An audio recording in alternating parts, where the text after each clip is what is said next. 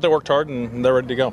First week's usually pretty easy. Drain in with the heat to see how fit they are. The other thing is there's 20 less players here, so less guys are getting the reps, and the practice still moves at the same pace. So it's adjusting to the different number of people we have out there and just the different way we're practicing. But we do have some flexibility with the ratio because of where our Canadians are. And we have receivers and O-linemen and defensive ends and D-linemen and linebackers, and it's guys in the secondary, both at free safety and possibly at corner. So that does give us some flexibility. And we haven't seen what a lot of these guys really are going to do on a game night, but there is some flexibility there that helps out.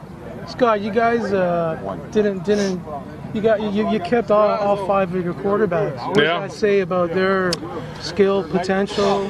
Well, quarterbacks are always going to be assets, and we really like all five of them, obviously, or we wouldn't have kept them all. So you never know what's going to happen with other teams down the road and/or with us, and you have to take into account the Ottawa free agent or the dispersal draft in 5 months. So all of those things kind of came into play as to why we kept all five. So how do you like to use them in a setting like today? Like how do you give them? Yeah, I mean it'll be very similar to what Zach was dealing with last year. Okay. It'll just be two guys where they're really not going to get reps. They're working on the side. Okay. They're going to get mental versus air reps before and after practice when we're not on the road, and they've got to do a good job at being pros and learning through meetings and through watching Ricky and those sort of things. And I do think it helped Zach being here, even though he didn't get many snaps last year. Just being around and seeing how we operate, I think is good for quarterbacks. And sorry, did you announce who the backup? Who basically? We have not announced who the backup is, and I've talked to both guys, and what I told them was that they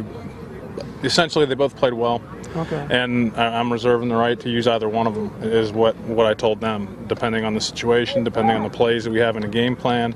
If Ricky were at some point to get hurt and be out the following week, then I would make an announcement to one guy. Ricky, I mean, I don't know that I have to say anything about Ricky, really, right? JJ and Brandon has really taken a more vocal role and a more leadership role, along with Robert McCune and a number of other guys really defensively, and I think he was the right choice. They vote on it. It has nothing to do with the coaches, and we need him to step up, and he's doing so far. JJ is he's just the kind of guy that you love having on your team.